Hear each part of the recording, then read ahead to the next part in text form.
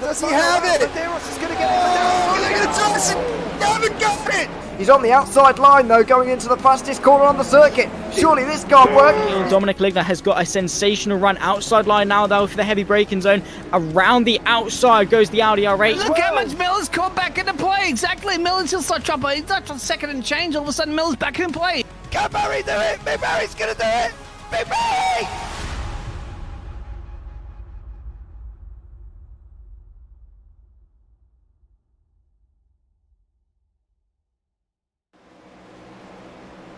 Good evening and welcome to round 9 of the BSC Cup Series live from Indianapolis Motor Speedway. I'm James Parfitt, going to be joined in the booth as always with a man with the knowledge. Kenton Sportak is going to be joining me shortly, but we are at the Indianapolis Motor Speedway, the brickyard of the rectangular oval. That's what it's called. It's a rectangular oval. His conception was in 1909 on March the 15th. It opened on August 15th of 1909 and cost the US $3 million. Equivalent to today's money would be about $86 million. There's held numerous events in the IndyCar Series, Intercontinental GT Challenge, NASCAR Cup, NASCAR Infinity, IMSA Sports Car Championship, and the Formula One Grand Prix from 2000 to 2007. Now I'm going to bring Kenton in at that point. Kenton, good evening. How are you, sir? I'm doing not too bad. How about yourself? I'm all right. Bit man fluey, but I'm fine. Tell us, that Grand Prix that we were talking about in the green room, what was the occasion of that Grand Prix that we were talking about? It used to be the original for the Formula One and the United States Grand Prix, which is now, for those who don't know, is now held at COTA. But back in that Grand Prix era, when it was held in Indianapolis, it was very infamous for its 2005, problems would be the right term. They had a huge issue coming out of the final turn on the banking, the Michelin run tires for some of the cars, because this is pre-Pirelli, so the cars used to have different tire makes, and you weren't allowed to change tires at that point, which was a terrible idea, and glad they've gotten away from that. But so there was Bridgestone and Michelin. Fortunately, Michelin was having massive issues dealing with the high speeds and the banking in that final corner. And it was actually causing them to horribly fail, like not just pop and have problems, like horribly like tear apart and shred everything and just fall off. It was a terrible time. But it led to Michelin not being able to actually say, yep, these tires will be safe. So every Michelin driver or Michelin car started on the in the starting blocks, and then as they went around for the formation lap, came into the pits and retired. So we ended up having 6 Bridgeland driving cars, the only ones that ran it. It was a pretty bad time. I believe Ferrari finished 1-2 because there was no one else really to compete with them, and it was not a great one. Now, I do remember that. Now, I've watched Formula One for ages, and my first ever race was the Australian Grand Prix. And my old man woke me up, and we sat and watched it at some ungodly time in the morning, if I remember correctly, and sat there and watched it. Now, I do remember specifically on that race as well, because the grid just looked, well, unbelievably pathetic, to be honest. But, you know, but now, our grid isn't that short, but we do seem to have lost some drivers. We've got 13 cars currently on track. I'd like to point out as well, where are you, all my Terry Spainhour fans? Because he is in the race, of course. Terry, you know, little soft spot. Ma, I still haven't got my tanker with his livery on. What's going on? Come on, Ma. Hit me up. I'll give you the address. We'll PayPal it over. Still haven't got my tanker with me Terry Spainhour livery on, Ma. Come on. Hit me up. So, there we go. Never mind. Got to have a soft spot for one driver. You know what I mean? So, there we go. Okay. Tell us about this circuit. In disregard of the Formula One debacle, what are we expecting here from these NASCARs? So with these NASCARs, it's going to be a very fast track. You're going to be flying down it. It's one of the fastest tracks they have. in oval racing, or in this case, rectangular oval racing. It can be a little tricky coming out of the corners. You'll see guys going a little sideways coming out of them because you are going from a 9-degree banking on those corners to a 0-degree banking on the straights. It's a little different as it is 4 different straights. You have 2 long straights and 2 short straights, obviously leading to why it's a rectangular oval. But you will get some very interesting times if you throttle up way too early. So you definitely have to be a little cautious of that. But it is a very go high on the straights, low for the corners, high on the straight again kind of thing. It's an inside or outside, inside, outside for as many corners as you can. Obviously trying to stick pretty close to that line. You will see the occasional person try and go on different lines, but they will find very quickly not the easiest thing to do. It is actually one of the trickier places to try and pass. That being said, it's very hard to win from pole. So positioning is important, getting a good qualifying time, but I think in the entire time, NASCAR has been actually running a Cup stock car series here on the high level, like not including Xfinity, truck, and street stock. Twice has someone won the race here from pole. Right, okay. So it's not the easiest thing to do. Right, okay, well, let's see what we get. Mum's here for Spainhow. Mum, where's my tanker with Spainhow's livery on? Come on, Mum. God blimey, I don't know. Mum's going to hook me up now, Kenton. You know what I mean? Get me tanker with Spainhow livery on. Mum, sort it out. So there we go. The cars are out on track for quali. 2-lap qualification that will not take long whatsoever. I'm not expecting big, massive, long times here. You know, we're not talking a very long track at all, to be honest. It's 2.5 miles, 4.23 kilometers, as you say, 4 turns. Now, the interesting thing we were discussing in the green room is the straights have 0 banking whatsoever. And the turns have only got 9.2. It's not a massive banked circuit, this one, is it? No, it is fairly flat all the way through. So it's largely why you'll, if you're a road racer, it'll be a little more common, I guess, for you to see it. That going, from the outside, using as much of the track as you can, from as far out as you can to as close to the white line as you can, all the way back out to that wall, just to keep the car under, a solid control, so you're not drifting and you're not catching the rear end or anything or getting too loose. But it being as fast as it is with these cars and the more downforce that they've created and a little bit of ground effect that they utilize, you are able to hold a little bit better. But it can get a little spicy if you get on the throttle a bit too early coming out of a 9-degree banking to suddenly you're flat. Sometimes the rear end doesn't like that as much and you can get a little unsettled. But if you're able to keep it smooth, that's going to be the best way to do it. Input's all smooth. Your steering needs to be very smooth. You don't want to be jerking it around because that's how you're going to lose control. And those next-gen Cup cars, once they go, they're gone. There's not really an easy way to save them. So if you do, you'll see guys fishtailing a lot and in both directions, just trying to get it back under control if they lose it a little too much. Right. Well, there we go. That's the insight from Kenton regarding the Indianapolis Motor Speedway. I will get it to you, Mum. Get Terry to hit me up. I'll give you the address. We can discuss PayPal and postage costs. I don't expect you to pay for it. I'm not really that tight, honestly. But if there's a tanker going with delivery on, Mum, I'm not gonna turn around and say no. Just saying. I'm sure Kenton would love one as well, and he's in the US. No, Canada. Oh, Canada. Same place, really, just a different name. Yeah, and you're in that Scotland, right? Yeah, definitely. Well, effectively, I'm under the United Kingdom, which I don't even know what it means anymore, to be honest. I'm so lost at the way the politics is running over here. It just drives me crazy. But anyway, we don't do politics on the JPB YouTube channel. Not when we've got this great NASCAR race to look forward to. We have got 75 laps.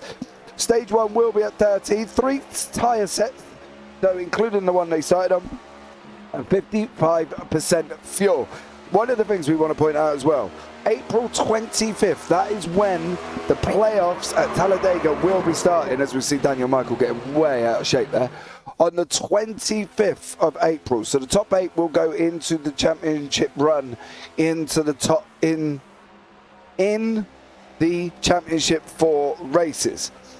From there, if anybody wins one of Talladega, Watkins Glen or Las Vegas, they instantly go into the final, where the points will be reset for Homestead at the end. And then at the end of Homestead, whoever wins will win the championship altogether. Now, I am on the understanding, Michael, Kenton, that is correct, is it not? From what I remember, yes. That's right. So yeah. If whoever your top 8 will go into the playoffs. Yeah. It's a 3-race playoff, and then yeah, if whoever wins moves on, and then there'll be, I believe it's 4 make it to the final race there. So it'll be the 3 winners, unless someone wins twice. After that, it'll be the next people in points, depending on who wins and how many of the wins they get. Yeah, Daniel Michael is on pole position. Jordan Malcolm in 2nd. Christian Strider 3rd. Noel Hanna 4th. Alex Witt 5th. Calvin Ross is there in 6th. Terry Spainhour, car number 86. Is in 7th place. Zachary Lewis 8th. Anthony Radel 9th. Andrew Almquist in 10th. Armand Brousseau 11th. G. Cooper down in 12th. Brandon McLaughlin in 13th. And Tony Hedge all the way down in 14th place. Tony new to the series. I don't think he's been here before. But we do have a Tony Hedge fan in there. Steph, let's go Hedge. So I'm guessing Steph and Tony are a couple, maybe. I don't know. I probably got it wrong now and offended her. You know what I mean? They're just friends or something. Honestly, I don't really know. Steph, let me know. Are you husband and wife? Are you... What's the situation? Because then I don't feel like I'm completely sticking my foot in my mouth, which I do right about now. So I'm going to pass over to Kenton. All right, Kenton. Sounds good. Yeah, no, this can't even get started after that. That was different. We'll go with different. That was the term. That was just me waffling on and lost where I was going with it before. I'm talking about Steph and Tony together there. Never mind. Anyway, onwards and upwards. Fair enough. Yeah, get ready. Well, we'll touch on it. I guess the big thing is, so as you could hear James say, we're in the Brickyard as the nickname for it. So anyone who doesn't know why it's called the Brickyard. So the original layout, the entirety of this 2.5 mile track was actually laid out in brick. So it was a full brick track. They still kept some of it in the sense of having put brick down. It is new brick. They're not running on 113-year-old bricks here. But around the start-finish line, it is actually still brick there. So you can see a little bit of it as they go past the start-finish line. It's only like 4 bricks wide. It's not super crazy or anything like that, or a huge spot, and then the winner does kiss the brick at the end. What brick are we actually talking about? I'm so confused. What do you mean the brick? On the floor? Yeah, on the track itself. So when they go past the start-finish line, if you take a look, there's actually right after the finish line, there's I think it's 4 or 5, I guess, strips of brick. Yeah.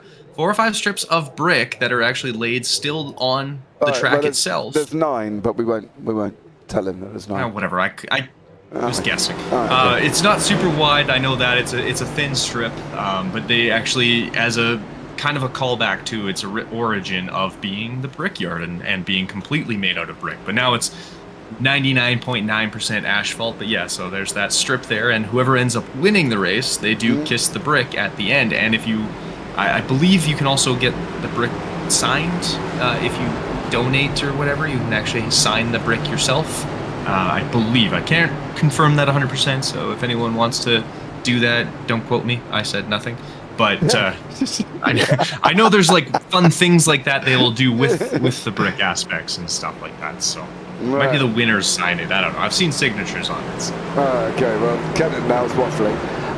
Childhood best friends. Okay, that makes me feel a lot better. That means I didn't completely stick my foot in my mouth. So Much love there as well. Safety car is off. We've got Daniel Michael, Jordan Malcolm on the front row of the grid currently at the moment on the slow rundown. We will look out for the brick on the floor. There it is. You can just see the different colour between the asphalt and the brick. There's been a jumper in the back. That's Christian Strider pulling out, but we are off here for 75 laps of Indy.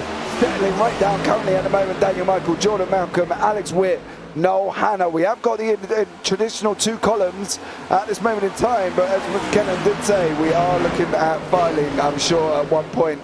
Is that what we're thinking, single file? For this track, yes. It'll be a lot of single file driving. The way the way the track is laid out, because of how flat it is, it actually gets really hard to pass. Drafting is a big thing. It will be not quite Daytona, Michigan kind of end of things in terms of, losing out because of the draft or anything as much. You still will definitely feel it if you get out of draft, but it will be a lot of single file driving. As you can see, they've already filtered out. I think there's just the one car was sticking out a little bit, but for the most part, guys will be very single file because it is so flat that trying to run multiple lines, trying to run a high line does get a lot harder, and you actually don't get as much grip to go through the corners as if you are doing the outside, inside, outside kind of thing. So it will be important to try and stay as single file as you can. See as we talk about it, yeah, you lose that grip and you end up in the wall, and that's not going to do anything to help you out. So you definitely want to stick as close as you can. And we had mentioned it is one of the tougher ovals to try and pass on, and not because of a lack of space per se, but just a lack of being able to really hold the speed outside of the main groove. So that makes it a little tougher. Yeah, I'm just thrilled to see us back on ovals, to be honest. North Wilkesboro 2 weeks ago, we did have Sonoma in there. Whoa, massive defense there. That's 7th place, 2, 4, 5th, 6th. That's Ross and Zachary Lewis. Ross went a long way across the left-hand side to defend there from the McDonald livery. Lewis at the back there with Spainhour and Anthony Radel. Radel in front of us currently at the moment in time, of course. So I'd like to point out, since we started this series, Terry's jumped from a D to a C in oval. So well done, Terry. Well, proud of you. Cameron Ross is just about to leave that. He did that massive defense there, didn't he? He literally went from one side of the track to across to the other, and unfortunately for him, he's lost a position anyway. Alex Witt is another man under attack from Christian Strada. Yeah, and he made a little contact with the wall there, but he was able to kind of bounce it opposed to stick to it. A lot of the time with oval racing, and this is going to be largely on this track due to the fact that it's not angled as much. There's not as much banking on those straights. If you clip a wall, it is a little easier to get out of it. If you remember watching any of the previous races on ovals, especially more so like Indianapolis, or not Indianapolis, sorry, Daytona, things like that, once you hit the wall, it's actually really hard to get off because you have so much momentum. It almost just sucks you into the wall a little bit. That it makes it harder to get off of them. Here, it won't be as much of an issue if I'm just coming out of a corner. You do make contact with the wall, you're going to kind of sort of bounce off of it a little bit easier and not stick to it like you normally. Just as we just saw Alex Witt do there, as he went out on the outside of turn 3 and went and bumped the wall. Christian Strider on board with him currently at this moment in time. So, nice. Settle down. I think that was what we saw, didn't we, in North Wilkesboro? We saw we had that long run. Oh, settle down, Christian. Long runs as well, and I think that's one of the good things that we've not seen that often, where we've had really bad races where we've had caution after caution after caution after caution after caution. We've had some very long runs in there in the actual series itself. So these guys are keeping it fairly clean, considering. There's, as we know, other series of officials that are just caution, caution, caution, caution, caution. We don't really see that much here. Yeah, here you won't see it too much. I know Dover was our bad one. That was the most cautions we had to deal with. But for the most part, yeah, this is one of those tracks. It is very fast because of how single file it is. You're not going to be a lot of guys, being able to really get a huge draft, and you have to be kind of careful on the throttle. You just pin it the whole way. you gotta, do a little lifting just until the tires are warm, and then as the tires start degrading, you have to lift as well. Because of that, you're not gonna see guys holding on to each other as easily, and you're not gonna have a lot of side-by-side fighting. So I would be surprised if we saw a lot of cautions here, but it's NASCAR. It could happen without us even realizing it, so it can change very quickly. See some nice. I love the fact that the camera shots are shooting past us like an absolute banshee. It's amazing there as well. But we've got Christian Estrada still chasing down Alex Whitt. Michael's out in front by about 7/10. Zachary Lewis is mixed up in the middle of this one. Of course, he's got Calvin Ross and Noel Hanna. I think one of the impressive things, I think, as well this season is we've seen the sort of evolution of Noel Hanna. You know what I mean? He come into the first race, he was very, very aggressive, like way, way, way more aggressive than we were expecting. And then he's just kind of settled down and he's come mature. And he's almost been like a fine cheese, I suppose, as the season's gone on. You know, he's just got more and more mature with his racing. He's done an absolutely stellar job here as well. And I think that's the interesting thing of the evolution of people as the season goes on, wasn't it? Because he did come in with a big bang. No, he definitely did. And I mean, it's great that he's kind of gotten into that sort of realm, just because it allows us to, or it's allowing him to race a little smoother and kind of stay out of trouble. And I think it was, I can't remember what race it was, but I think there was like 3 or 4 times he got collected on a yellow flag, and not even being his fault, but him just having been in the position he was in. So it's funny, NASCAR, any type of racing like this where it's, fast and all out and just really focusing on turning the one way, incidents are going to happen, and a lot of the time it's more about accident avoidance opposed to actually getting beside somebody. Like, you're going to gain positions just staying out of trouble a lot of the time. So it's definitely a good thing for him to kind of seeing him having done that. But I mean, he's still doing very well. It's not like he's dropped off and just been kind of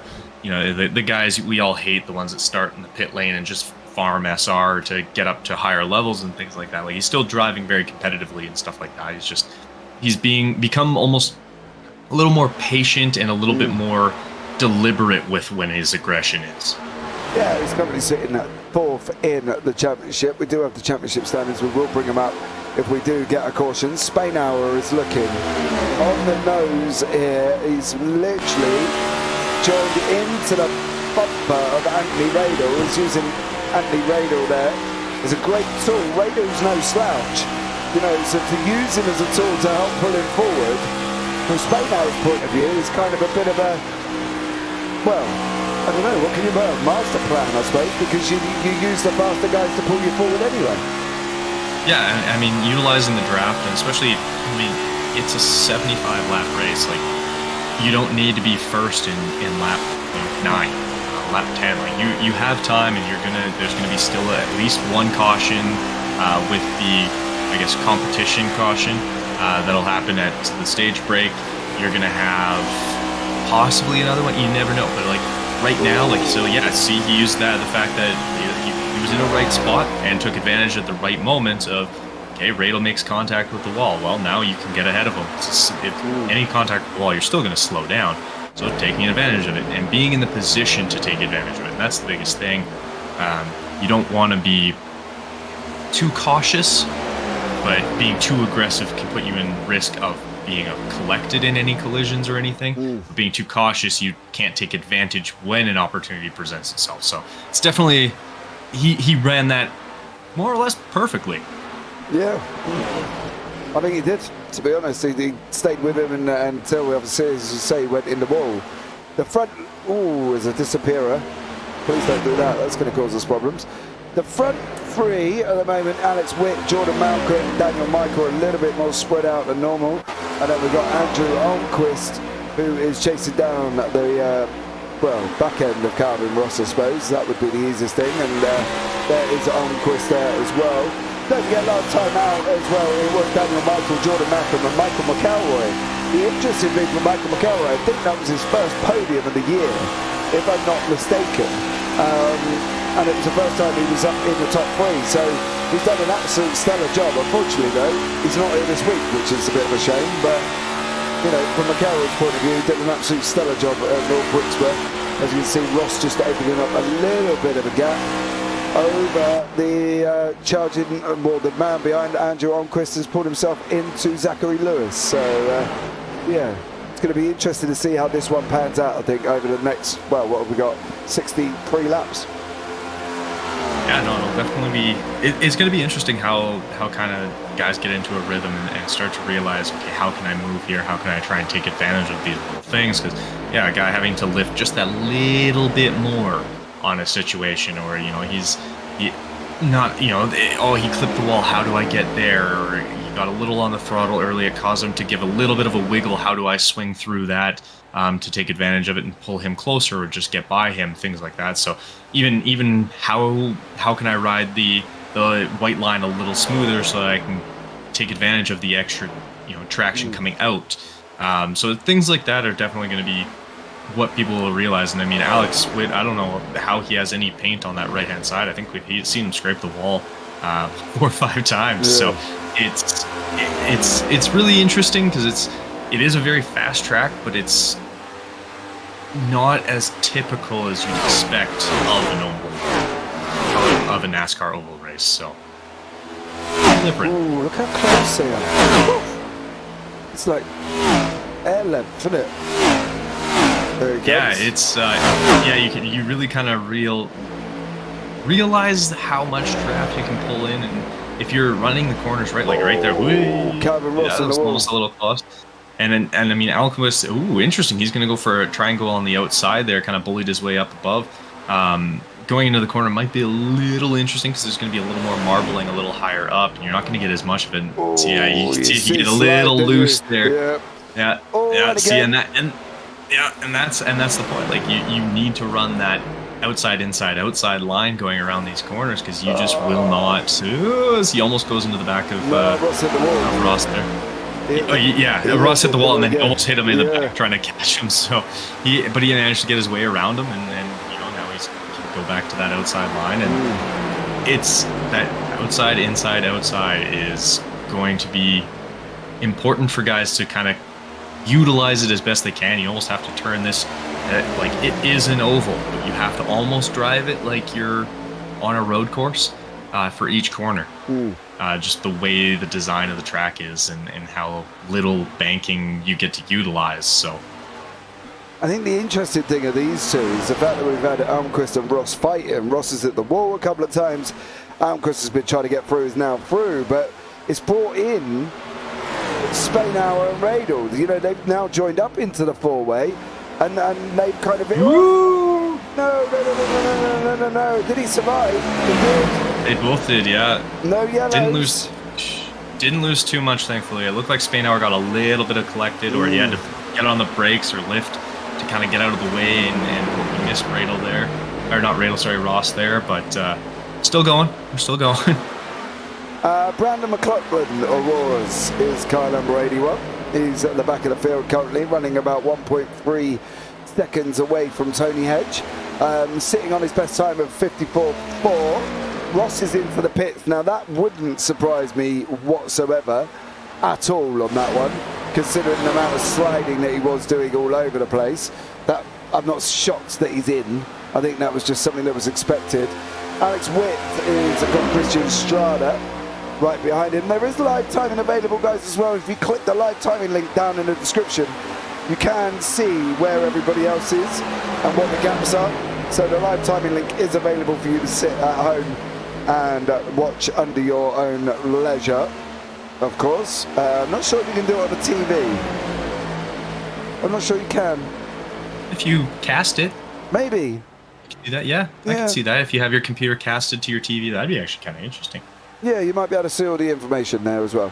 But there is a live timing link as well, so for everybody who wants to see where everybody else is, click on the live timing link. Ah, I see. I believe in him. He got the comeback. Well, he's a long way down.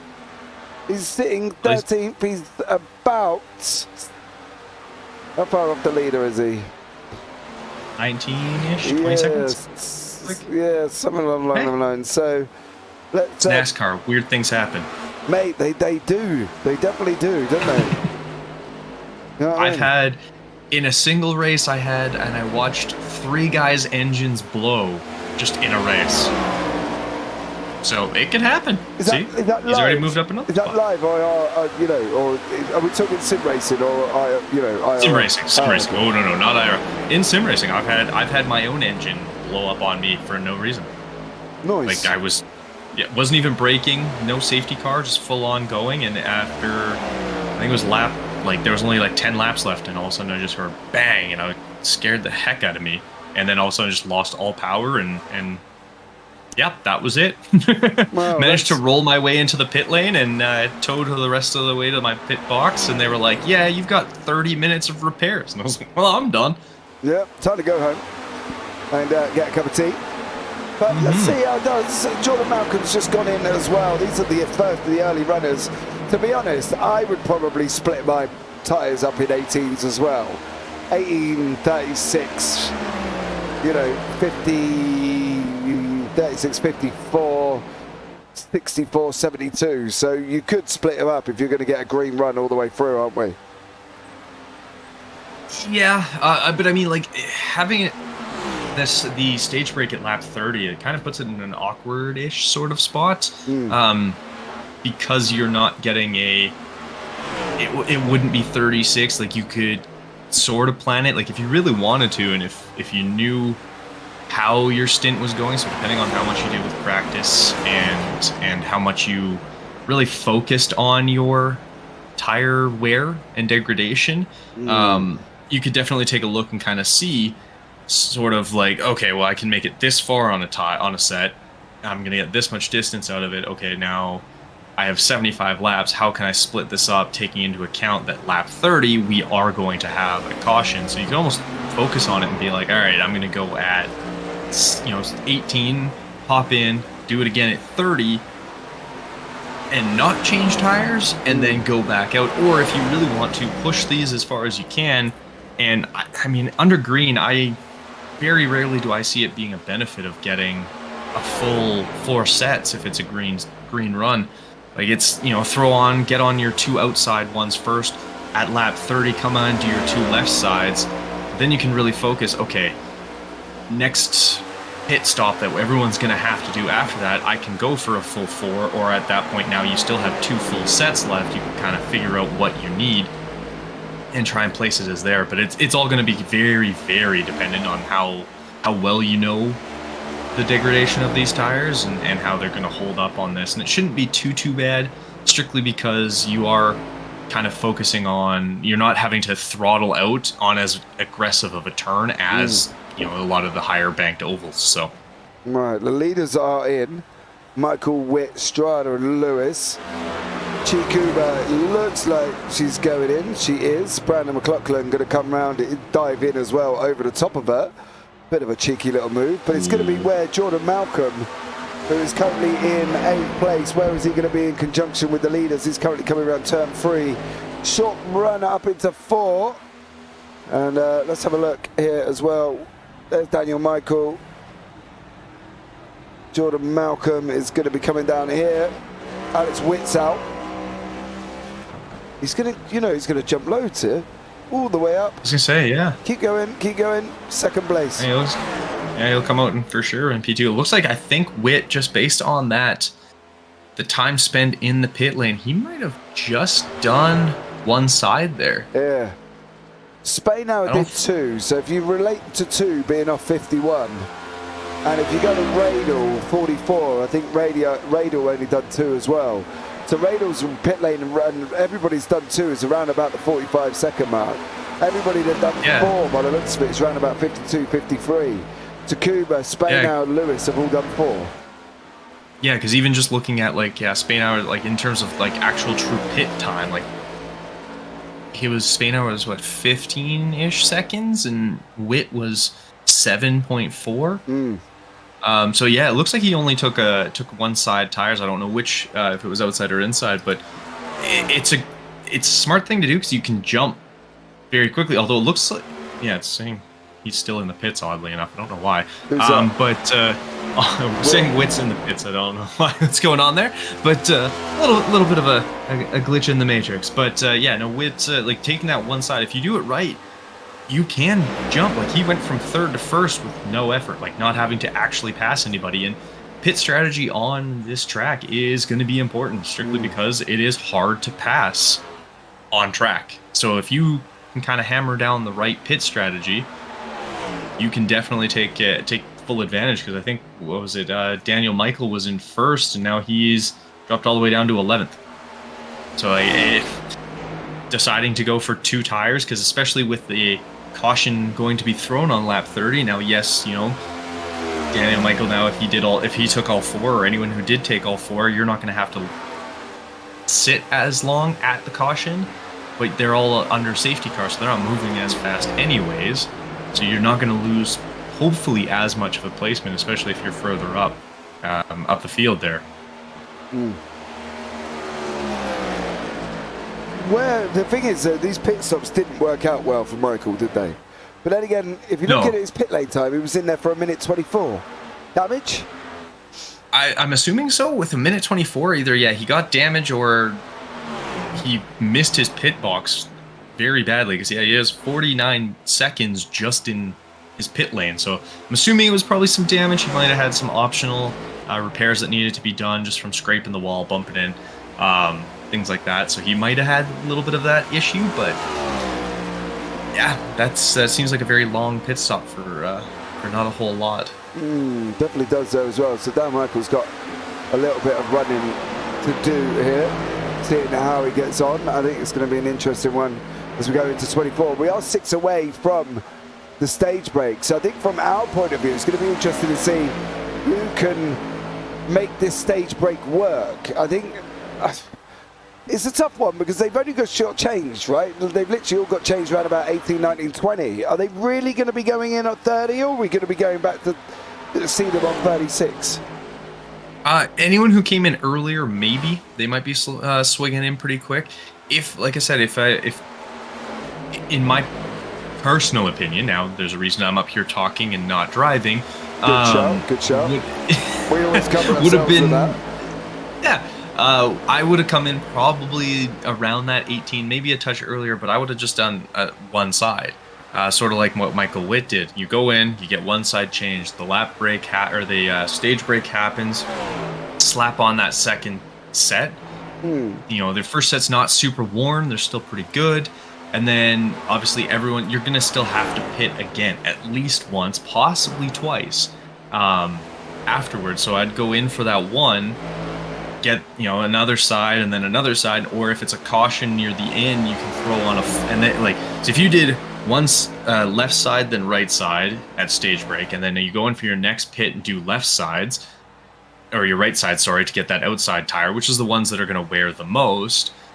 Then say a caution happens on lap 60. Now there's 15 laps left and you still have a full set you can use. As Witt and Malcolm get a little close together, and Malcolm's able to kind of hold on to it, but this is the issue with going that outside line, is Witt's going to have a little bit of a cleaner exit and get back into the front there. But yeah, just having that extra set, and especially an extra full set for a caution near the end of the race in case it turns into a 10-lap shootout and you have fresher tires, that'll be not the worst thing to have. It definitely won't be as we jump on board with Jordan Malcolm here. Oh, he's got that run out, isn't he? He's going to go up the inside of Alex Witt. Going to run it up the inside of Alex Witt there. Is he going to be able to get him going into one?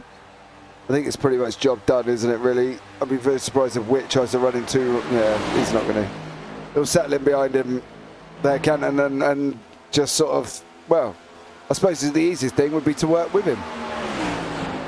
Yeah, and if I'm Witt, I mean, like I said, I think he only did the one side with how quickly he was out. I don't think Malcolm did. I think he had gone in for both.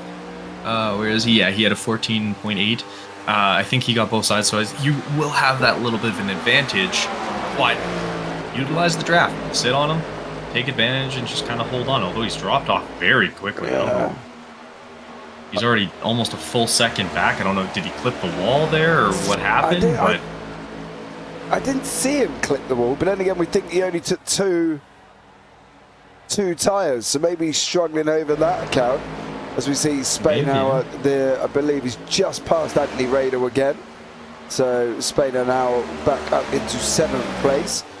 Chikuba running as currently side by side. Chi there on the inside line. That's car number 11. That's Armand Brusso behind her now. And Chi has just gone through and overtaken Armandir as well. I'm a bit more... The thing is, right, I'm a bit more favouring currently the people that took 4, right? Radel took 2. Spain now has moved up past him. Kuba's took 4. Brusso has taken 2.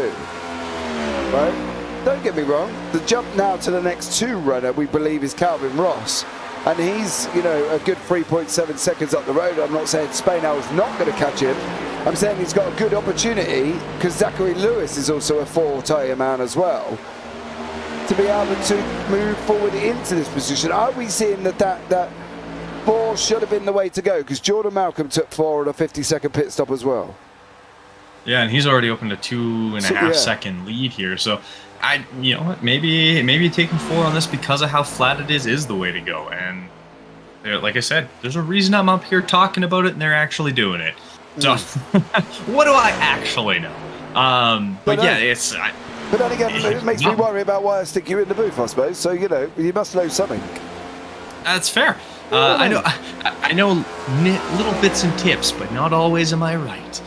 I have suggestions. Mate, I'm a man. According to my wife, I'm never right. So that really makes no difference. Yeah, exactly. So me being wrong here, that's not shocking. But yeah, like I'm not sure if me, like, the only other thing I could really think of. We got a caution, and that is the stage caution.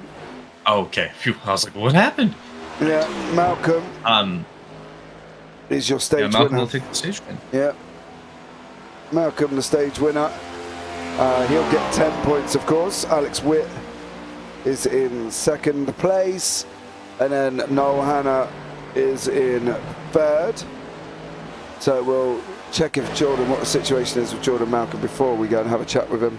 Don't want to just pull him in and he's doing something.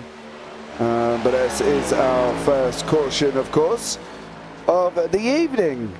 It is the first caution of the evening. We've run green all the way through, right up until lap 30. So that's a stellar job from these guys. First caution here this evening.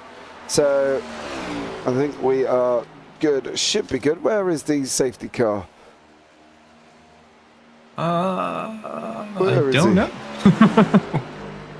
He's just. It might have come out just after. Yeah, he's just about to pick him up now. There we go. Oh, there it is. Yeah. All right. Let's bring Jordan Malcolm into the booth.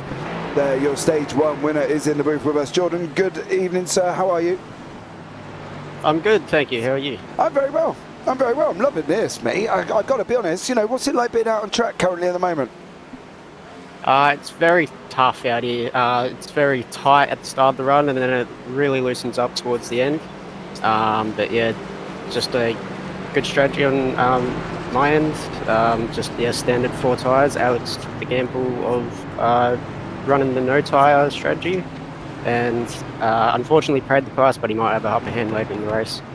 Yeah, that's what we're seeing. Everybody seems to be about the 40, 42, 43, 44, or even not taking 4 or just taking 2, and everybody around about the 50, 51 have taken 4. You're not alone in the 4 tyre runner. There is quite a few people who did take 4 tyres at the break. What are we thinking as the race goes on, though? Are we doing... You're going in now. Are we looking at every 18, or are we looking at basically you're going to go from now for the next 18 laps? Because it seems around about 18, 19 the tyres wear off. I think everyone was pitting around 18, 19 just to split up the stage break then. But I think everyone will probably run to the absolute maximum fuel limit this time, which is about 21 laps. So I reckon that's what we'll see a lot of. It'll be close to make it on 1 stop. Right, okay, mate. Okay, but well, I will let you concentrate on what you're doing there as well. But thank you so much, Jordan, for talking to us, and maybe we'll have a chat with you a bit later on. Yep, sounds good. Take care, man. You too. Right. I'll tell you what, I wonder if I can get a cheeky chat Can I get Terry Spainhour in the booth? Terry, it's James. Can you hear me? Hey James, how are you? I'm very well, thank you, mate. How are you? I'm doing fine. Cool. Good race so far. I presume that was a 4-tyre stop as well? Yeah, I figured since we had 3 sets, I might as well. All right, well, just be careful on the last one. Lydia has said she doesn't want you running out of tyres this week. Yeah, that's right. All right, so just keep it clean. What are we expecting from you, Terry? What do we think is going to happen this week? I'm hoping that I'll stay where I'm at. I felt like I've done pretty good this race, a lot better than I was expecting to. Yeah, to be honest, I think the fact that you took 4 on the first stop and put you in good stead for this next run, to be honest, because I believe that you know moved up through the grid, but you've done an absolutely stellar job there, Terry, as well. So keep it on track, mate. Keep it clean, and you never know, we might catch up with you a bit later on. Oh, I hope so. I hope so too. I'll speak to you in a bit. All right, see ya. Oh, what? Was he in with Brandon McLaughlin's run? Was he in? I can't remember which team I pulled him from. I'm sure he was in with Brandon McLaughlin. Oh, there we go. Sure. Quick chat with my. Well, it was almost like my hero, isn't he? You know what I mean? And I just get him to send me a signed photo. Right, lights are on. We've got one more pace lap, and before we get ready to go green again here as well. In what is happening, turning out to be, I think it's going to be an interesting one here. If we can get through this race with one caution, I will be amazed. Andrew Almquist must have had a rotten pit stop because he's chasing up the field here currently. He didn't actually come in on that first set when everybody else came in. He stayed out because he was a lap down. So he was actually trying to, or I think is he a lap or 2 laps down? To 1 lap. It should be 1 lap. He was one. Yeah. He was 1 lap down. Okay, yeah. So he's caught back up a little bit. So yeah, he was a lap down. So he actually stayed out with the safety car because what it allows him to do, doing so with everyone else pitting, is actually he gets a drive around. So he's then allowed to pass the pace car, then go into the pits and catch back up and be on the same lead lap. So then he's not down a lap anymore, which is a smart move, especially because typically in a normal caution you would have what would be referred to as the lucky dog, so someone who's allowed to actually go all the way around anyway. But because this type of caution, everyone's going to pit, stay out for that 1 extra, and then pit afterwards, and then just try and catch back up, which he was able to do, and now he's back in touch and on the lead lap at the same time. Oh, there we go. Kenton filling you in with all the knowledge. I told you, that's why he's here, guys. If you got any questions for him, post them in chat, and we'll do an Ask Kenton segment. All right, and then you can post him, you know, ask him some questions. He'll answer anything, honestly. Obviously, don't ask him what shoe size you are, because, you know, seriously, he's not going to know that. But, or maybe anything else. But, you know, give it a go. See what questions you got for him. Jordan Malcolm here as well. We're going to be coming to the end of this caution now. The green start-finish line is going to be very, very shortly. We've still got 14 cars on track. They're all bunched up together, and here we go. Next set of run is underway. They said it's going to be close on 1 stop. It'd be tight. It's going to be tight. It'd be tight to pull a 1 stop. I mean, it depends how well you're able to kind of... free wide, Michael, Radel, and Kubo in the middle. Yeesh. You know what? They held their line well. That was impressive. That was a good job. Yeah, they definitely I've seen much worse happen out of much less. Yes, we have. There was the big one at Daytona. Just everybody went flying. Twice. So, you know, stellar job there from everybody there. Hedge just nearly got his nose cut off from Almquist there. I think we need a plastic surgeon for Tony Hedge there, because Almquist just literally, like, straight across him and left his nose on the front end of his, the rear end of his car, I think, on that one. So that was very close. And here it is, the 14-car field, all in one shot. Absolutely incredible there. So amazing job from all of them. Malcolm, Hannah, Ross, Witt, Lewis, Michael, Radel, Kuba, Spainhour, Brusso, Almquist, Strider, McLaughlin, and Hedge at the end. Hedge is in the pits. Wonder if that clipped him or if he got it just a little bit down. Oh, unfortunately, he overshot his pit box too. Yeah. That's always unfortunate. Not too good. Unfortunately, I was watching and during under the stage break caution there, Strader, he came in, or Strader, sorry, he came in and he actually missed his pit box too, so he had to back up and get it all situated. And it's always unfortunate. I've hated doing those under cautions. It's not as much of an issue, but those green flag runs when you hit that pit stop and go through there. Ooh, that was getting a little tight. Yeah, I'm worried about that. Got to be honest. He's going to come out right in front. As we follow the cars around the corner, there he is coming.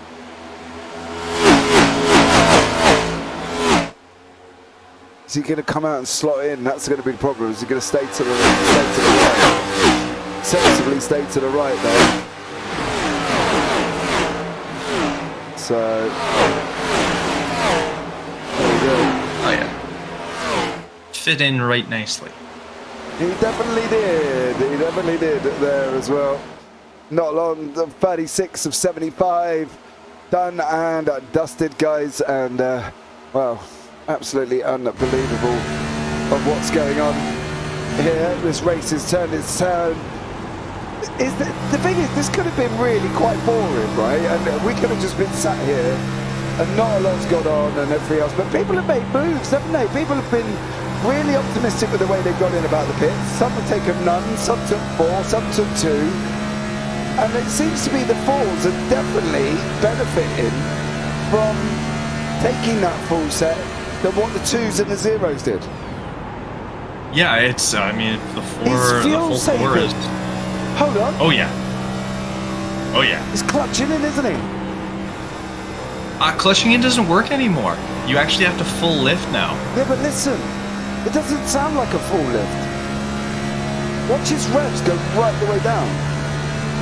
Maybe he is clutching in only. Look, it's off. Oh, yeah, no, he's off. He is full clutching in. Interesting. So yeah, he is fuel saving. So like, yeah, I'm basing that he's probably he is gonna try and pull off the one stop for the last what was that, 45 laps? Jordan Malcolm, cheeky. Yeah, it's gonna be interesting what everyone else tries to do here, because you obviously have a couple of different ways. If it ends up going green, white, checkered, which based on how this race has gone so far, I doubt. But if it does, he might be in a little bit of trouble trying to pull off. Ooh! No! Back out! Dad, back out! Oh! Calvin Ross. Ooh. Alex Whitten, Calvin Ross there, mate. That was a little spicy. Yeah, they definitely got nice and close. And ooh, yeah, that was a little tight. So I love the optimism. Nice and close. They just nearly put each other in the wall. And there's Kenton just like, nice and close, bit of rubbing. Rubbing is racing. Yeah, but he just nearly put him in the wall. He nearly turned into a lot more drastic than that. Oh, he's gone! Oh, there we go. Look! Caution's out. That'll be... Oh, no. Oh, no. Calvin might have a big problem. His tire's not rolling there. Stop it. Hold those brakes. His front left is not moving, so he might have a little bit of a crack in that push pull. Look at that. That could be a day done very quickly right there. Unless it's just the tire got jammed in and they can fix it quick, but that could be an issue. Although I'm not sure. I think they do have a quick repair, so he might be able to fight it off for now. But yeah, it's not what you want to see. No, definitely not. Calvin Ross there. It's unfortunate. Let's have a look back and see what happened. Yeah, Witt come off the wall. Yeah, Witt came off the wall. Ross went up very quickly. I think it's kind of a combination. Ross was trying to go up as tight as he could, and Witt was coming off the wall. The Witt's tire came off there too for a bit, and then magically came back attached. So that's, iRacing. Yeah, he clipped the wall there, and just. Now, if this was IRL, at this moment in time, you'd be sitting there with your hands off the steering wheel, just physically praying that this isn't about to happen, and that happens. Yep. And the unfortunate thing with these cup cars is, like I said, once you lose it, you're not saving it. It's gone. Like it's pretty quick that they lose all traction and they're gone. So yeah, second caution, lap 39. Well, should we say, first forced caution. Obviously, we had the stage caution or competition caution. Not quite sure where did we get that competition caution from? That was you talking about the... Yeah, that's what they called it back in 2008 when they had to throw competition cautions is what they called it every 10 laps. All right, okay. Competition and it looks like a couple of people coming into the pits now too. I mean, in this situation, I don't know if you took tires during the under caution or under the stage break. I don't think you're taking tires now. No, I mean, Calvin Ross is definitely taking some stuff, but I don't think that's tires. Let's have a chat with Calvin. Calvin, you are in the booth with James. How are you, bud? I've been better, I won't lie to you. Well, that was an interesting one coming off the wall there. It looked like Alex Witt just got a little bit loose on the outside. He hit the wall, and then, unfortunately, you were on his inside there, sir. Yeah, you know, Alex is a good driver, so it's pretty rare that he runs out of talent, and I just happened to be at the wrong place at the wrong time. So I hope he does well in the rest of the race. I think it'll be it for us. We got, looks like 10 minutes more repairs, so I don't know if I'll be able to make it out there or not. You going to stay in, though, and give it a try? I might, yeah. Might as well stick around. Paid for the whole track, I'm going to use the whole track. No, you might as well. You've done, at least we got to 41 laps before we actually had a forced caution, though. Yeah, everybody's been running pretty clean. I'm proud of everybody. It's been a good race. We were running pretty good, so it's disappointing, but you know, it is what it is. Well, if you don't make it back out, Calvin, anyone you want to give a shout out to before we put you back up in your room? It's always a great time to be sponsored by Killer Brownie, and I've got to shout out my crew chief, Drew. He's been essential to my good runs the last couple of weeks, so couldn't have done it without him. Awesome stuff. Thank you, Calvin, for joining us, and I'll pop you back in. All right, have a good one. And good one. Ooh. I sense not in a good place. That was the most polite "I'm mad at him" I've ever heard. Yeah.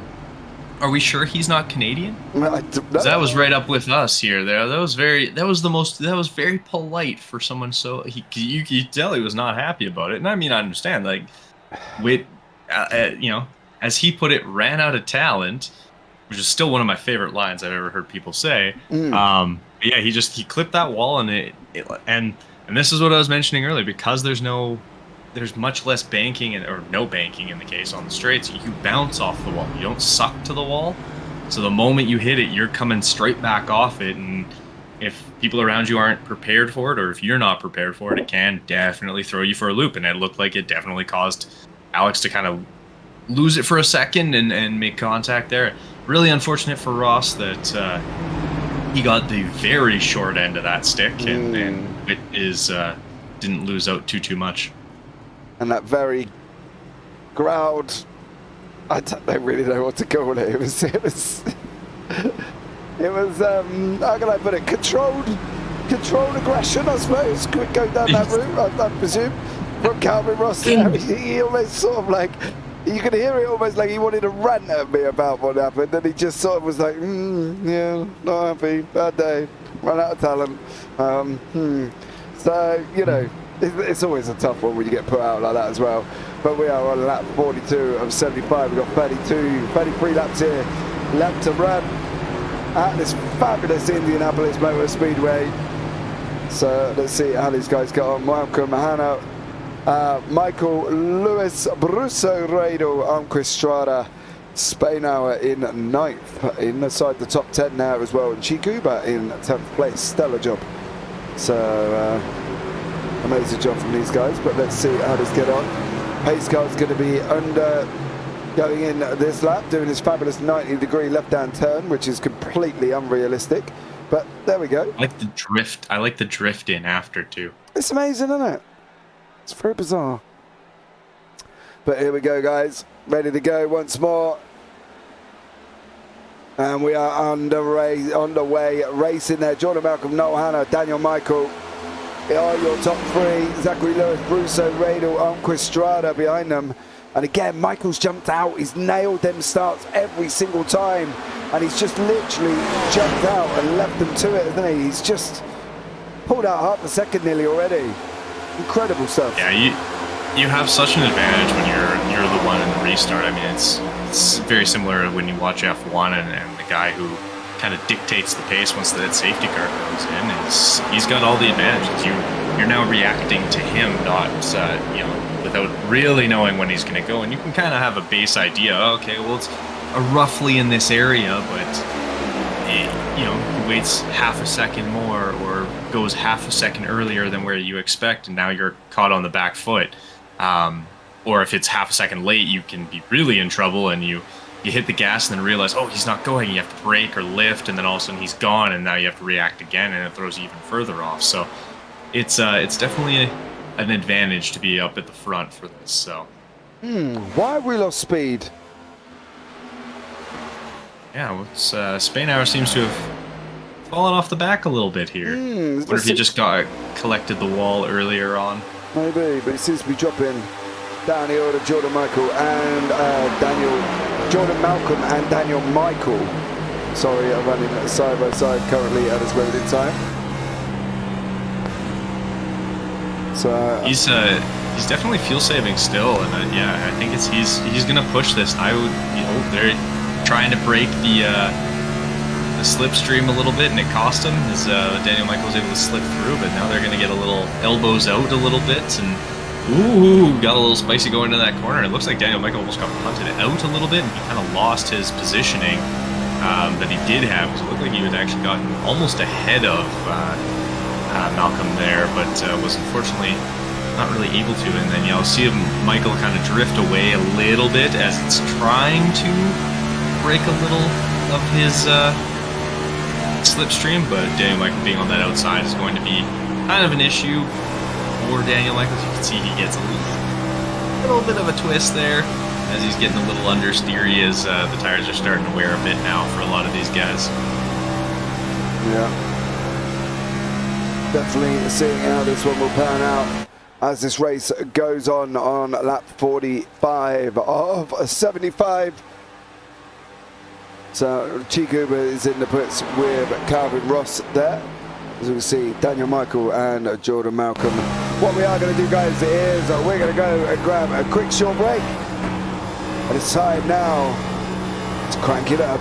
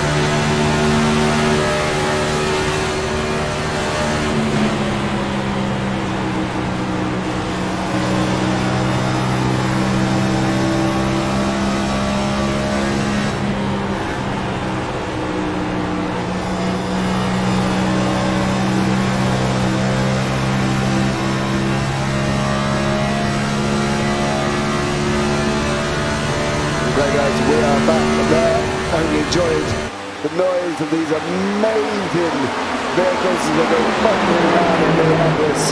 Here this evening you see some spicy action up front with Jordan Malcolm, Noel Hanna, Christian Strada and Zachary Lewis. They've been swapping places backwards and forwards.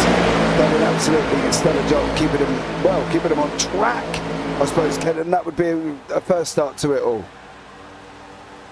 Yeah, I mean, trying to stay on track going side by side here is not the easiest thing. It's largely due to how the track actually runs. It's with that flat straights and low bank corners. You kind of have to be cautious of how you take these corners, especially with someone on your outside, as these cars are, made for high speed, not a lot of turning. But you're going to have to deal with a little bit of the aerodynamics getting disrupted by having someone on your inside or your outside. As Strouder tries to make a move on Lewis there, as Lewis goes a little wide on the corner and falls back a spot. Yeah, he's definitely going to get in there on that one. That was fairly obvious. Witt is chasing all the way over the back of Radel currently as well. Spadale's down in 12th, dropping off and not really making inroads into Hedge. I can't quite think what happened to Terry Spadale there. He just kind of plummeted after the last caution on lap 42. I think, no, lap 39, sorry. And then he just kind of lost a lot of momentum and, a little bit confused. But we've got 25 to go here now before we hit the race end. I think, to be fair, it's been fairly an accomplished race. I think the fact that we've only had one forced caution, these guys have done a pretty good job. Yeah, no, it's been fantastic to watch. They've kept it super clean. There's been very little issues. The one caution there caused by kind of a lapse in concentration or just getting a little loose and tires being a little worn. But zero, they're doing it and guys are being patient. Guys are taking advantage of opportunities as they're coming and not trying to force anything. So it's keeping it moving forward. It is. We've got, a little closer in the back, but, guys are doing that. And Noel Hanna, unfortunately looks like he got a little left out there, but was able to kind of hold it on, not go too deep into the corner there and have to really scramble. But it's going to be interesting though, seeing how people try to kind of make this last stint work, because everyone's going to have to go as long as they can and save as much fuel as they can to push as long as they can, so you're not having to come in, you're not running out of fuel with 2-3 laps to go. That's not ideal. No. Hitting at that point, not great. No, they wouldn't. I can't really. If they're going to be looking at 18 to 22, it's going to be the next couple of laps, surely, if people are going to start coming in. We've got the free stoppers already, the likes of Strada, Witt, Almquist, McLaughlin, Hedge, Spainhour, Ross are all on free pit stops. Great to see Calvin Ross back out there. He is the lone number 14 going around the start-finish line as we talk. But would they need, do you think they can go in? Surely they can't take these all the way through. Oh, no. You're going to need another stop, like we said, or like Malcolm had told us, you're getting about 20 laps for a full fuel stint. So if you're not saving, you're probably getting a little worried here, because it's been, we're on 23 laps to go. Stopped was at 39 at the caution. Yeah, 39 had the caution. So if you did a splash and dash, you might be a little safer, and you could probably push it just a touch more. But I'd still, if I'm these guys, I'd be looking at maybe 16 to go, 15 to go, and at that point being like, all right, let's go in, let's get some fuel, let's top it up. And if you go for a full fuel stint around there, so you're getting about your 20 laps, gives you those extra couple laps in case there's a green white checkered to finish it. It's the one that makes the most sense if you ask me. So I'd say about 15, 16 laps to go is when I think people would start coming in, getting a little more fuel in. Radar's decided it's going to be lap 23. He's gone into the pits already. Seems a little bit early, but if we go by Kenton's predictions, within the next sort of 4 or 5 laps, we should start seeing everybody start rushing in really to see how they get on and whether or not they're going to be able to complete this lap. We've got 22 to go. From Indianapolis, Daniel Michael, Jordan Malcolm, Christian Strada, Noel Hanna and Alex Witt. I think this is going to be a race out of pit lane, Oh, 100%. It's going to be who gets in clean who can get out quick. What would you do with tyres?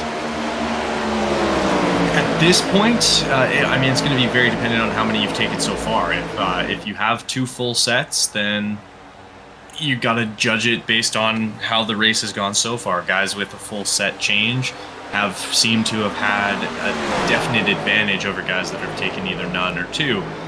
So I mean, if you have the sets for it, take a full set. If you're down to your last one, it's a gamble that there's no caution till the end, but otherwise you're going to be at a disadvantage for non-fresh tires compared to everyone else on freshes. So you kind of got to weigh how the race has gone, and outside of that one caution, there really hasn't been one. So taking your last set now isn't the end of the world, but it is a gamble. There is always that opportunity that it just doesn't work. So. Yes, very much so. Here we go. The race to pit lane is about to start, and you're about to see it live here with Michael, Malcolm, Hannah and Lewis. Who is going to get out? Do we think this is where the battle's going to come from?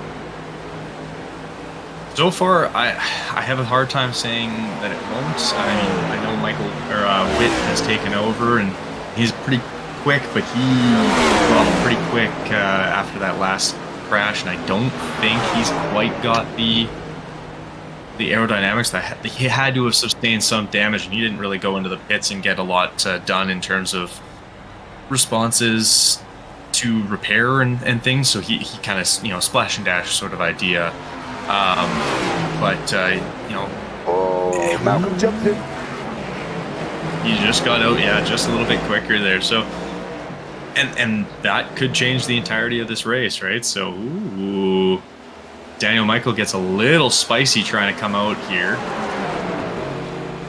Gotta be careful because you can get penalized for a lot doing that. But it'll be real interesting. This is gonna be a very touch and go race, I think, to the finish line here. Yeah. These are the guys currently down in 8th and 9th at the moment. Your leader is Alex Witt.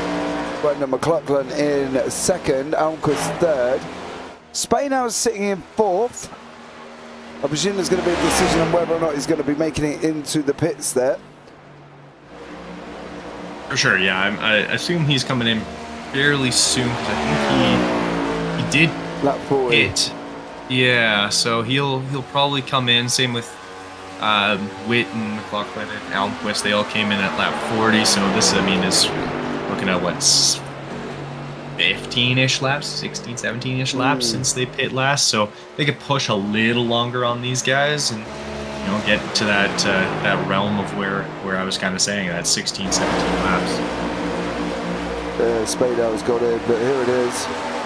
Hannah's just passed Jordan Malcolm, and it looked like Michael has jumped Jordan Malcolm as well. So Michael did manage to get out in front of him. Not coming out the pit exit as we saw, but down the run down the back straight, I think he's got the job done there. So, I mean, they're going to still require a little bit of fuel saving, like 20 laps, and they went in at about 20 laps. Like they all went in around lap 55. So you're going to be sitting there holding on to, running on fumes for that last lap or two. If this goes green white checkered, it could get really interesting for a few guys. Yeah, I think that's something that we're going to have to look out for. Well, Hannah makes a little solid contact there. Solid contact. I love that one, mate. Solid contact. What did he do? He hit the wall. There we go. Daniel Michael's not getting away as I thought he much would have. Spainow's coming out of the pits as quickly as he can because Tony Edge is going to go past, and Chikuba is almost making the move as well. So Spainow's back out. Guessing by the 52, he's taken the 4. So there we go. It's interesting the fact that Brandon McLaughlin is still out on track. Pitted on lap 40, 17 to go. He's got first, second. He's not in. Is Almquist going in? No. What about Strada? Strada pitted on lap 56. There's no real reason why Strada needs to go in. So in a hindsight to everybody, Strada could end up technically leading the race.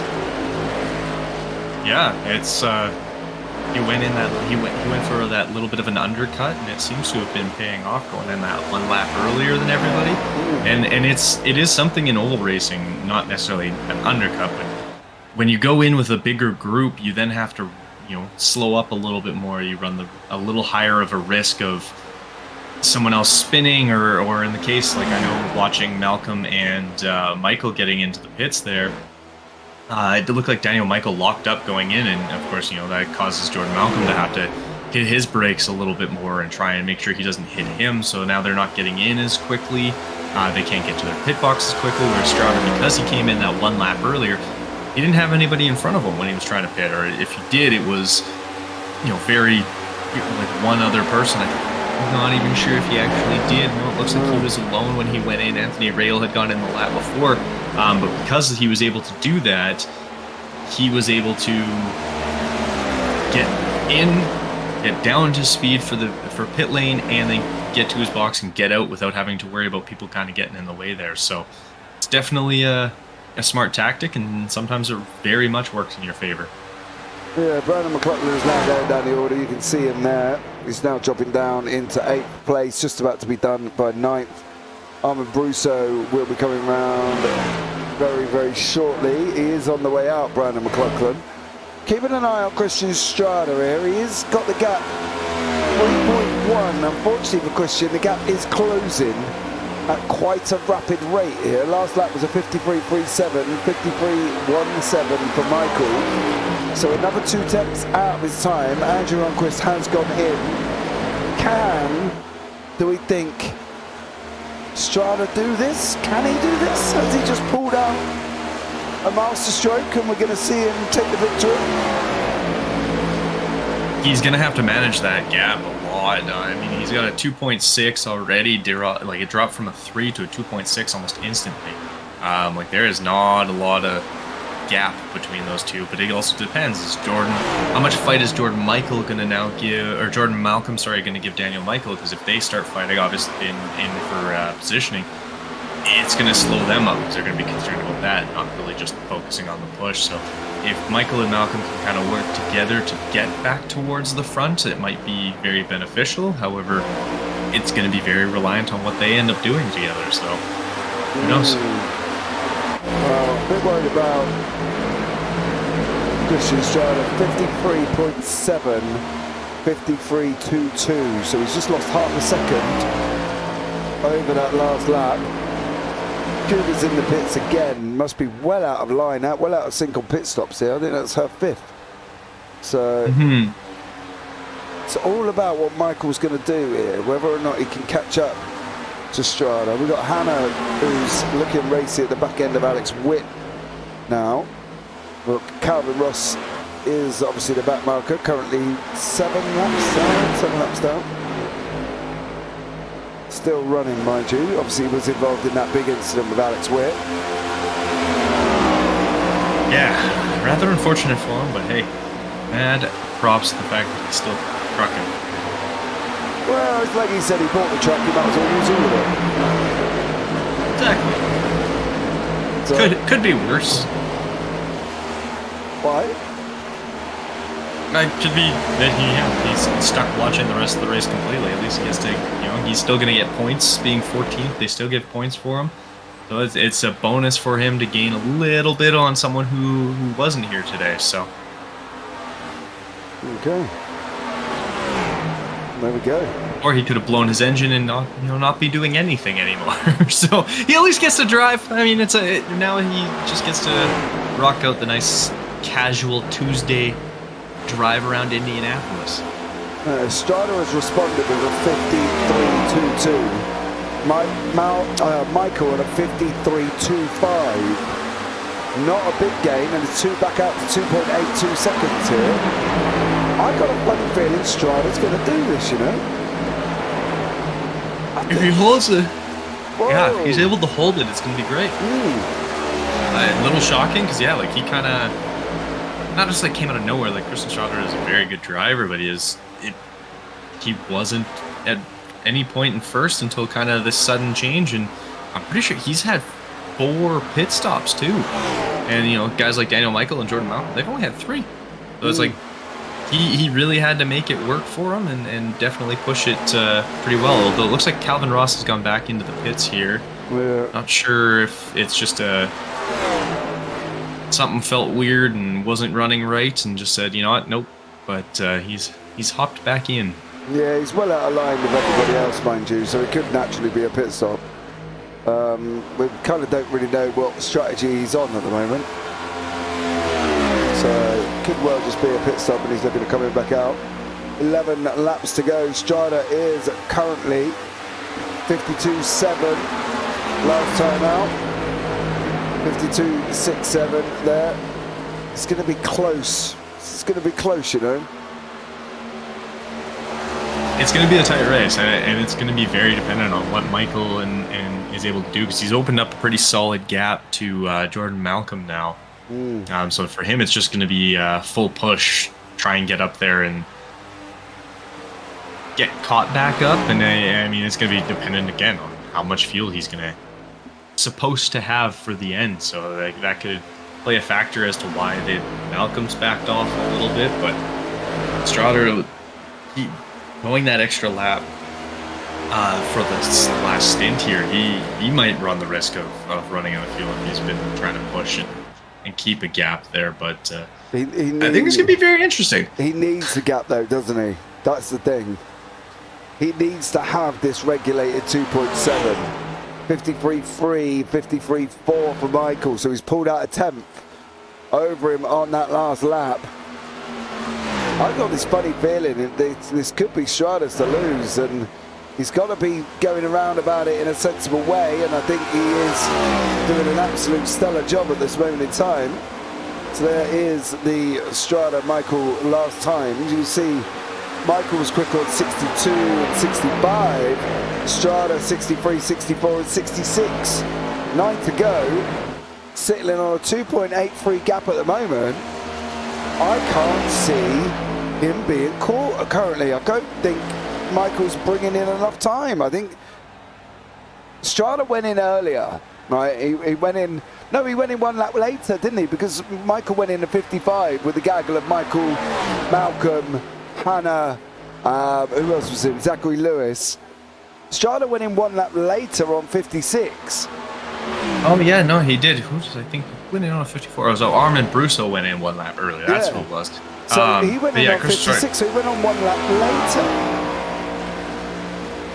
So it's worked out for him. I mean, he was able to open a pretty solid gap then to be able to come back out ahead of everybody, opposed to falling down the order like everyone else kind of had. Looks at him. I'm curious if it was more so a case of him having stayed with that first or that group that was ahead, because there was a couple of guys like I believe it was Onquist stayed out for a couple extra laps, and then I can't remember who else stayed with him. McLaughlin, that's who it was. McLaughlin stayed out for a couple extra laps and just utilizing the draft off of them to try and pull him through. Just keep it a little faster and things like that, because the biggest thing hurting Daniel Michael right now is he's alone. There's a lot of clean air, which these cars don't utilize as well. The aerodynamics of the cars themselves isn't built for a ton of clean air, where that's where you're going to get a lot of your top end speed and things like that. Like a Formula One car, where if you have clean air, you're going to be going real quick, and obviously slipstream does help, but clean air is what you really, really want. Whereas with these cars, the draft is everything. If you're able to hold a draft and pull you through, then you will gain time very quickly. And it almost seems like because Malcolm and Michael's separated a little bit, that's allowed Strada to kind of, because he's now opened almost 3.5 seconds here. Yeah, just seeing that 3.5 second gap. I think with 6 to go, we're going to find out around about just under 6 minutes time where Strada's going to be positioned. But I think from his point of view, I don't think he can lose it unless he makes a major mistake or he runs out of fuel, or all of a sudden, as we've seen generally, people hitting the wall. Yeah, staying out of the wall will be definitely number one as Witt makes his way past Malcolm a little bit here. Although coming into the corner, Malcolm would be able to kind of get outside. or get back in the position ahead of him.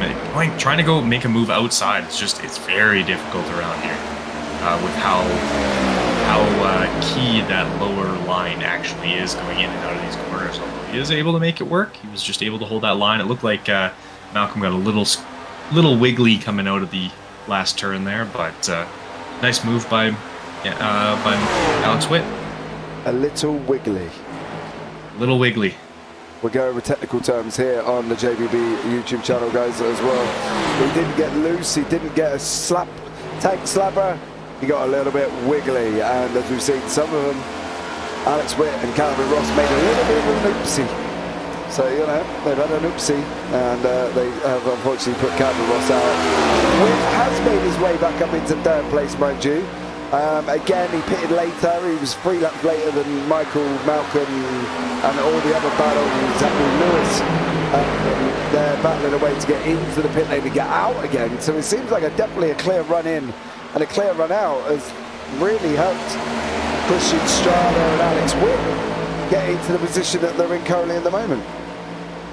Yeah, because I mean, it doesn't sound like a lot, but you know, half a second, a full second here and there, that can be the difference of, as we can see, 1 second is the gap between Michael and, you know, in second and being in third place, actually in fourth place.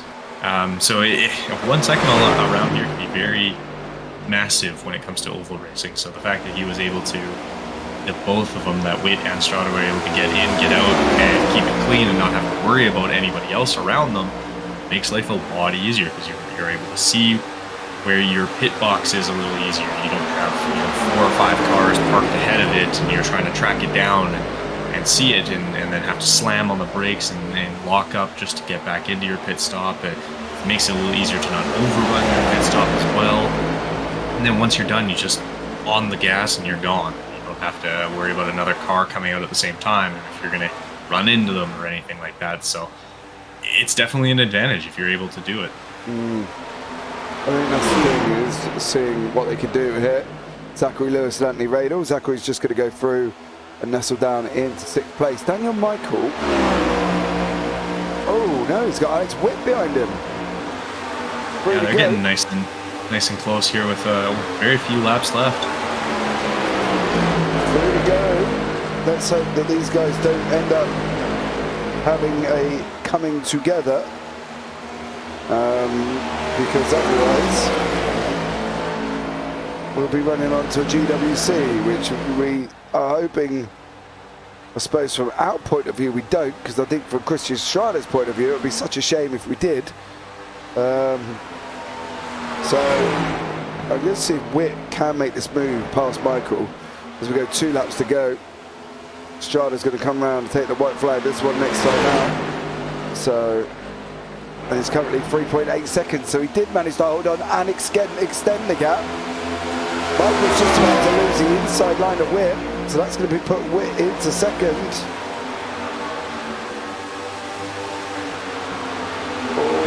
Yeah, getting real close to each other, although it looks keep it clean, and Witt takes over, and yeah, it's definitely his spot now.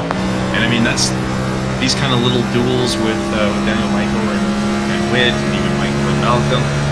These are the things that are going to help Strada, because he's now doesn't have to worry as much. It's going to pull them back. They're going to slow up a little bit more, not having to worry or gain as much time as if they were just driving straight and utilizing each other to try and create like a little bit of a drivetrain there. So because they aren't able to do that, and they're slowing each other up just a little bit, even driving side by side in these cars, you really get a lot of that side drafting, which doesn't make you faster. It actually makes the car beside you slower. So all it really does is make both of you go slower than you would really want to, which allows, you know, guy in first to be able to pull away a little bit. Yeah. So here we are. Christian Strada is going to be looking to take the victory. Here we are. On board now. Checkered flag. It's going to be Strada. It's going to take the win. Christian Strada comes across the line. Alex Witt is in second. Daniel Michael down. It's going to be close between Noel Hanna. Jordan Michael got there though with Noel Hanna. Zachary Lewis, Anthony Radel, Brandon McLaughlin. There's as well. That was an interesting way of changing the flags. You see that? He had the white, he folded it up, bent down and got the checkered out of his pocket. There we go. Now I know how the flag man works. So yeah. It's clever. And then we've got the other cars coming across the line. Here is Terry Spainhour, of course. Run down in 11th, -4 on his grid slot. Lost 4 places, but comes across the line there as well. Tony Hedge is another one. And that is the race end here as well at Indianapolis. And I think, you know, it was quite an interesting one. But let's have a look at the results currently. So Christian Strada is your winner. Alex Witt in second. Daniel Michael third. Jordan Malcolm fourth. Noel Hanna fifth. Zachary Lewis sixth. Anthony Radel seventh. Brandon McLaughlin eighth. Armand Brousseau ninth. Then, of course, we've got Andrew Unquist, Terry Spainhour down in 11th. Tony Edge 12th. Chikuba 13th. And Calvin Ross is in 14th. What I do want to do is bring you up the quick championship standings here. This is the current position before this race. Alex Witt is in first on 292. Daniel Michael in third on 263. Josh McGuigan fourth on 248. Noel Hanna fourth on 223. Jordan Malcolm in fifth on 207. Christian Strada on 204. Michael McElroy 188. Armand Brousseau 176. Calvin Ross 169. And Anthony Radel on 166. For everybody that's wondering where Terry Spainhour is, he is currently down in, where are you, Mr. Spainhour? I just miss you. Am I going blind here, man?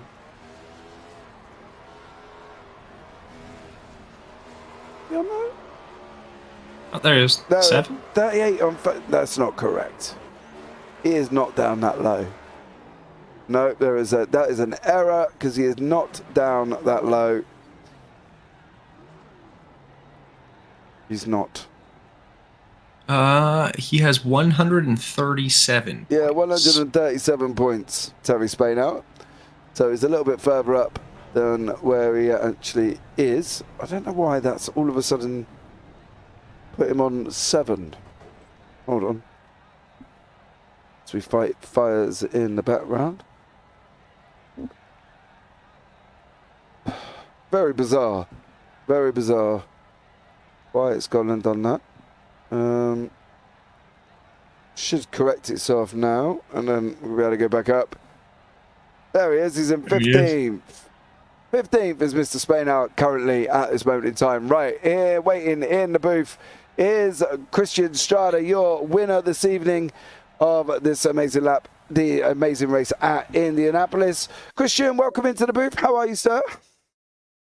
I'm doing great. I'm doing great after that. I'm a little tired and a little sweaty from it, but I'm feeling good. Okay, what do we think the trick was? The trick I felt like was get the clean air and don't be around other cars. If you got the clean air and didn't have anybody else to race, I felt like you could focus on hitting your lines. It was important to get to the wall and get to the apex right down at the curb, and I felt like being around people just made it a little bit more difficult. Okay, but that wasn't what I put it down to, or Kenton, to be honest.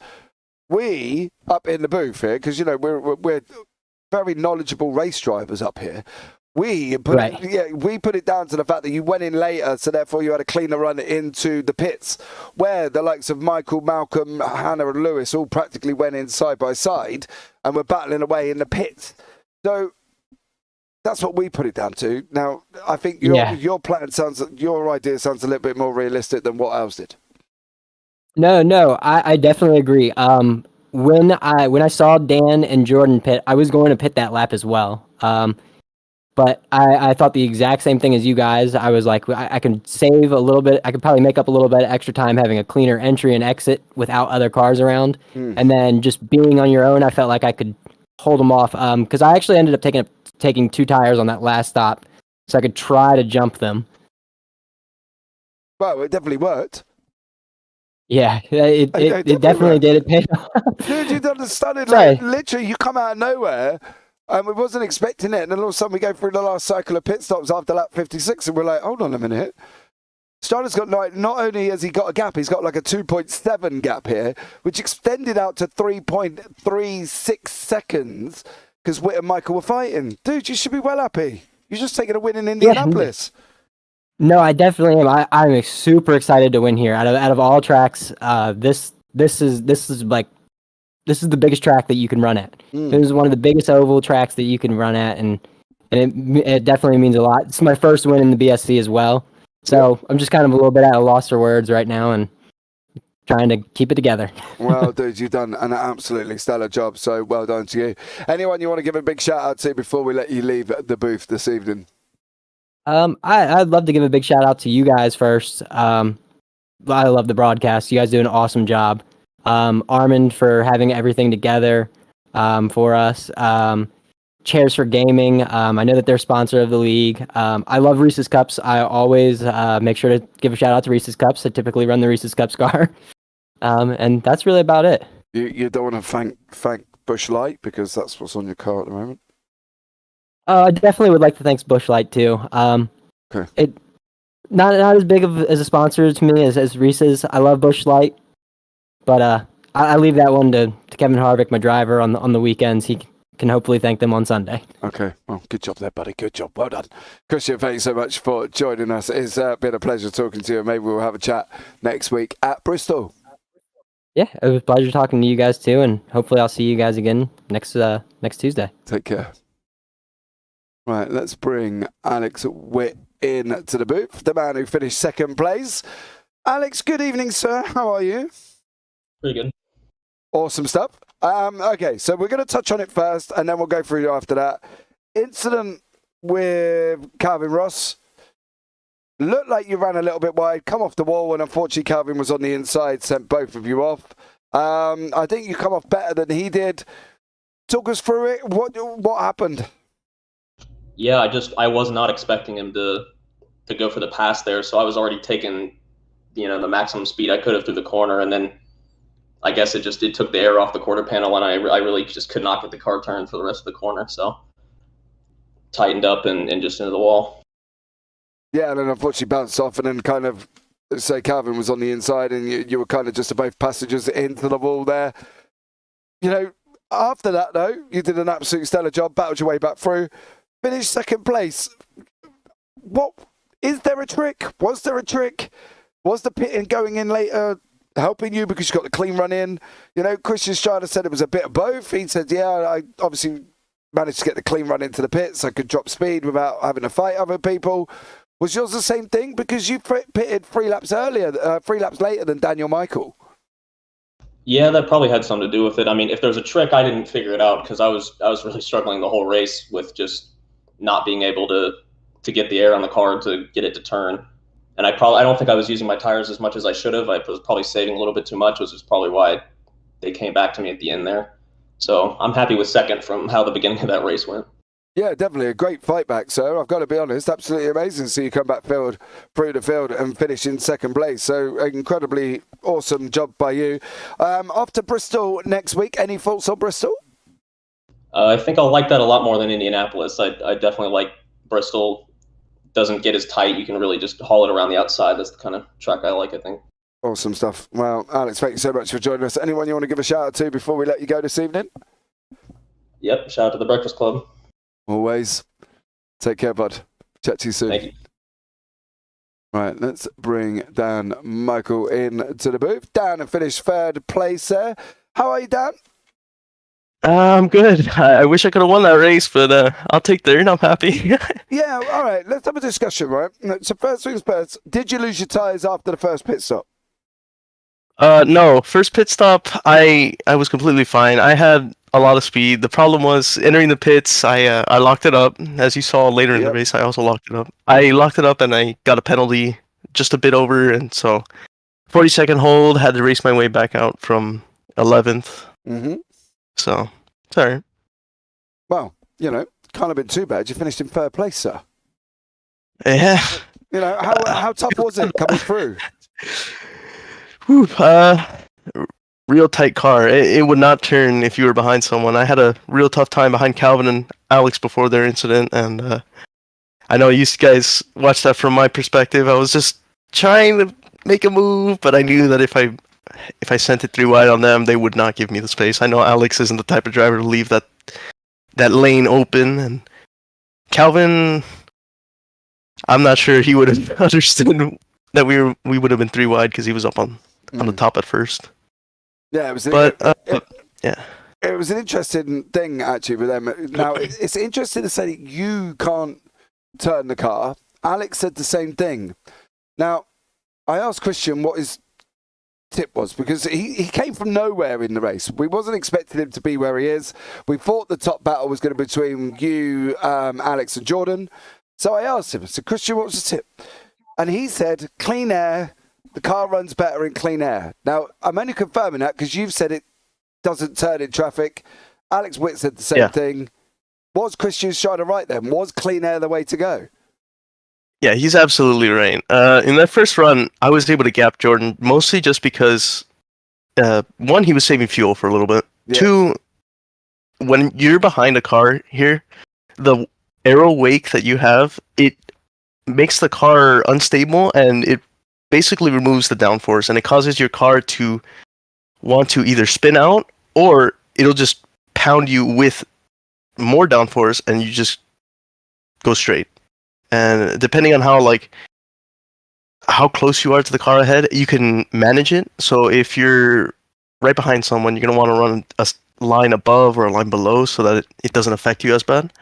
But in the case of later in the race when it was me and Jordan, since we were so close, our cars were affecting each other pretty heavily. His car was on my inside, or I'd be on his inside, and we'd both get loose, and it caused a big issue, and it was just a fun race with the way that the aero was. Yeah, well, onwards and upwards to Bristol next Tuesday. Any thoughts on Bristol? Not gonna be fun for me. I hate Bristol. I hate short tracks.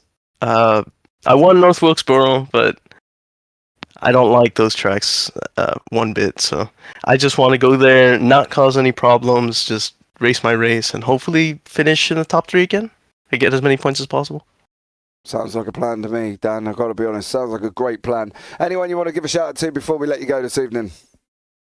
I want to shout out all the guys and here in the booth and everyone who showed up to today's race. Very clean race. Very few incidents, and the incidents that we did have were just racing mistakes. No one really to blame. No one being overly aggressive. Just issues. And everyone can be proud. All the drivers that showed up today can be happy that they were able to bring the car home one piece. Yeah, one forced caution. Obviously, the other one was a stage caution. So that was it.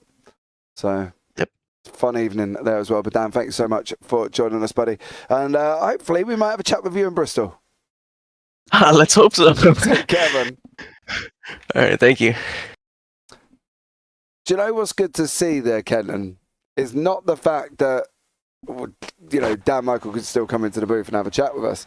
It's how high-spirited he was compared to when we spoke to him before. He seems like he's enjoying his racing again now. He's got that moment out of the way. He's enjoying his racing. He was chuckling all the way through. It was incredible. Yeah, he definitely seems like it's found the enjoyment aspect of it. Yeah, he had that little incident with McQuiggan. I don't even remember where that was now. Dover? Dover, Nashville. I don't know. Either one of those. And then, it kind of seemed like he was not enjoying it. But then, now he's had a few races go back in his favor and had some good days and things like that. And he seems to be in pretty good spirits now, which is always good. Yeah, that's the thing. I think one of the interesting thing out of that was Alex Witt, Dan Michael, both of them at the top of the championship, said the car didn't turn in traffic. So we put it down to the fact that then Christian Schreider was absolutely correct. When he came out and said it was clean air, got to get it in clean air, seemed to work. Yeah, and it's the downforce of these cars. Like normally, obviously, with those higher bankings and higher speeds, the getting in that draft. But when you are a little further back, they actually cause kind of similar to what we had talked about, or what has been talked about when it came to Formula One cars and the big change they had. I believe that was for 2022 to try and reduce the amount of true dirty air they have to drive through, so they can drive smoother and drive closer. And unfortunately, with these cars, because they've gone to this new modeling and of how they are designing them, dirty air is kind of a problem. So yeah, if you're not close enough to utilize the draft, you're almost getting a lot of dirty air just sent at you. And with the kind of cornering you have to do for this track compared to typical, it being a rectangle opposed to an actual true oval, you definitely have to take into account a little bit more of the road aspect of these cars than and aerodynamics than you would normally expect out of these ones. Yeah, definitely as well. But guys, I think that's going to bring us up to the end of this race. Thank you so much if you are here and you have joined us. Much love as always. It's been a fun evening of racing. Of course, to all the Spain Hour fans as well, thank you so much for joining us. Drop Shot Prodigy YouTube app on the TV. Well, that's fair enough. Aurora's there as well, and also Terry Spainhouse Senior, Lydia, Mum, still need me tanker. Come on, hit me up. There as well. But thank you again as always. So that's it for this evening. Don't forget, guys, tomorrow on Wednesday we've got the TSRC Porsche Cup Round 1 live from Silverstone. That's 8 p.m. GMT, 3 p.m. Eastern. Nope, hold on, 4 hours, 4 p.m. Eastern as well, and that's the TSRC Porsche Cup from Silverstone. That's their round 1. And then we've got the Simability from North Wilkesboro, the LSRL from Watkins Glen. That's going off around about 7:45 and 8:45 Eastern time. So we've got 3 broadcasts going out tomorrow, guys. So check us out on that one. Be absolutely amazing. If you are watching live or if you're watching back, please give the video a big old thumbs up. Turn on the bells for notifications. Don't forget to subscribe. And as always, from myself and Kenton Sportak, take care. Have a great week. And you never know, we might see you on the track sometime. Good night.